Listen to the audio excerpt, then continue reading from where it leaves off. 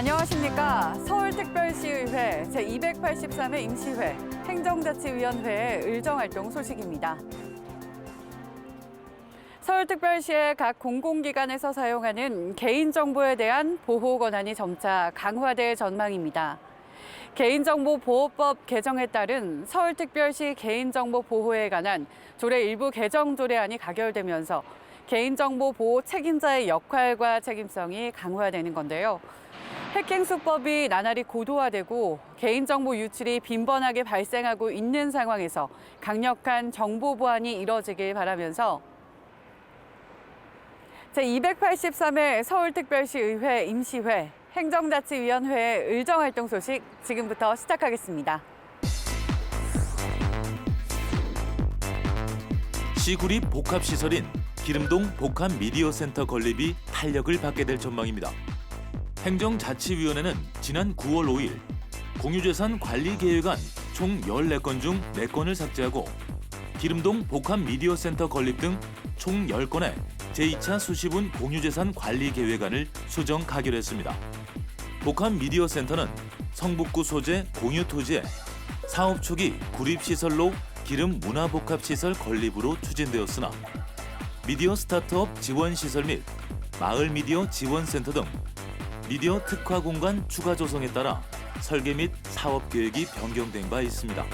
집합 건물의 전유 부분 연면적 비율에 대한 대지권 비율을 맞추라고 하는 서울시의 방침에 따라서 성북구가 구태여 지금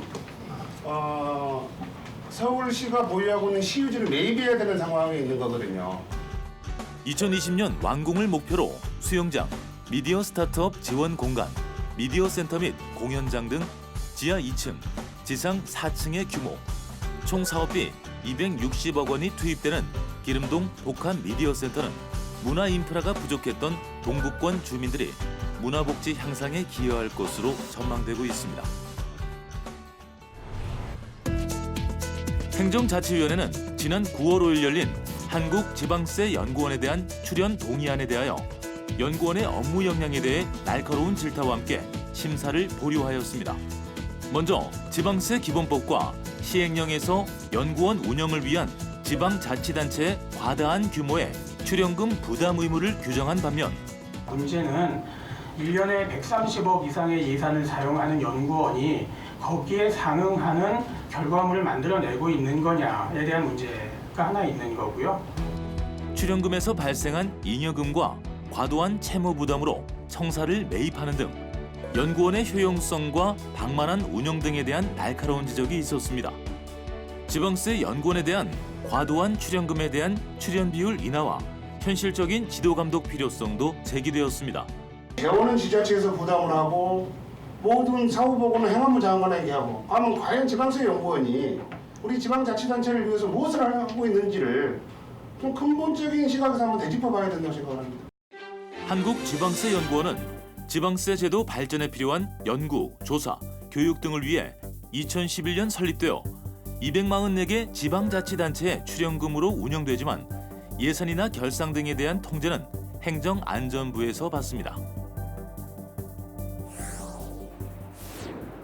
서울특별시에서 운영하는 평생교육 프로그램 이용에 있어 앞으로는 학습비를 부과, 징수할 수 있게 됩니다.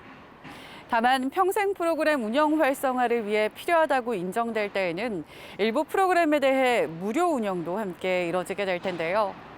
보다 책임감 있는 운영과 참여가 될 것을 기대하면서 그럼 계속해서 행정자치위원회 의정활동 소식 살펴보겠습니다. 2019년 6월 개관을 목표로 한창 공사가 진행 중인 시립 노원 청소년 직업체험센터가 민간 위탁으로 운영됩니다. 행정자치위원회는 지난 9월 7일 상위법인 서울특별시 청소년시설 설치 및 운영에 관한 조례 일부 개정 조례안과 함께 시립 노원 청소년 직업체험센터 민간 위탁 동의안을 가결하며 특정 단체의 독점 가능성에 대한 우려와 함께 공정한 심사를 통한 민간 위탁업체 선정을 당부했습니다. 특히 청소년 분야 같은 청소년이 다가가는 호응능력이 상당히 뛰어나야 되거든요. 단순히 지금까지 경험을 많이 해봤고 그리고 경험이 많고 또 지금 했던 것도 많고 재정이 풍부하다라는 이유만으로 민간 위탁을 가는 것에 대해서 좀 우려가 있어서 서울특별시에서 위탁 운영하는 57개 청소년 관련 시설 중 한 단체가 10개 시설을 운영하고 있는 등 쏠림 현상이 발생하고 있는 것에 대한 우려와 함께 사업 수행 경험이나 재정 상황에 대한 고려도 필요하지만 다양한 사업을 발굴해내는 것도 중요하다는 이야기입니다. 직업체험센터라는 목적과 상이한 시설이 포함되는 부분에 대해서는 우려의 목소리를 냈습니다. 문제는 이 시설은 전문 시설이잖아요.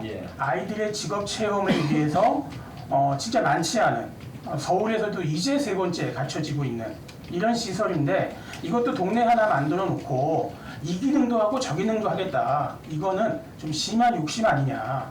그러다 보면 청소년들을 위한 직업 체험조차도 제대로 할 수 없는 좁은 공간 안에 주민들의 편의시설 이용이 병행돼 주객이 전도될 수 있다는 점을 지적한 겁니다. 행정자치위원회가 자원봉사 활성화 방안을 모색해 줄 것을 주문했습니다. 행정자치위원회는 지난 9월 10일 서울특별시 자원봉사센터를 현장 방문해 운영 현황 및 주요 업무를 보고받고 서울특별시 자원봉사센터의 낮은 참여율과 민간단체의 높은 참여율을 비교하는 한편 자원봉사 프로그램이 경력이나 스펙 쌓기가 되지 않도록 노력해달라고 주문했습니다. 기업에서 하는 거를 대학생들이 많이 참여하는 이유는 관심이 떨어지기보다는 서울시 자원봉사센터에 대한 매력이 떨어지는 거겠죠. 우리 서울시 자원봉사센터에서 자원봉사 활동하는 것도 커리어 관리나 이렇게 스펙이 될 수 있도록 협조를 하겠다 했는데 그렇게 되면은 과연 봉사활동에 대한 의도나 순수성이 우리가 본래 생각했었던 봉사활동 취지와 맞다고 생각하시나요? 실제로 서울특별시 자원봉사 여건은 청년 자원봉사 참여율이 지난 3년간 2% 넘게 감소한 바 있습니다. 한편 행정자치위원회는 서울 장학재단의 장학사업 규모가 줄어드는 것에 대해서도 우려의 목소리를 나타냈습니다. 서울 장학재단을 현장 방문한 자리에서 서울 장학재단이 공동 모금의 활용 등 사업비 증액을 위해 적극적으로 활동하지 않고 있는 상황에서 기존의 장학사업을 보강해 활성화시키는 대신 장학사업을 축소하면서 새로운 사업을 계획하고 있는 부분을 지적한 겁니다. 서울장학재단은 국가 장학정책이 계속 늘어나고 있는 상황에서 서울특별시의 저소득 학생들을 위한 등록금 지원 부분을 줄이고 진로나 공익 역량, 글로벌 역량 등의 부분으로 전환하겠다고 밝힌 바 있습니다. 청소년기에 자원봉사를 하는 것은 그 시기에 많은 사람들과 호흡하고 자원봉사에 대한 올바른 인식 개선과 함께 솔선수범하는 시민의식을 키울 수 있는 기회의 장이 되는 등 하나로 결론 내릴 수 없는 수많은 효과가 있기 때문일 겁니다. 서울특별시에서도 자원봉사센터를 통해 더 많은 청소년들이 우리라는 공동체의 의식을 느낄 수 있도록 더 적극적인 프로그램 개발과 참여 홍보를 해줄 것을 당부드리면서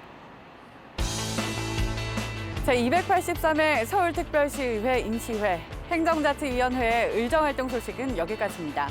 시청해주신 여러분 고맙습니다.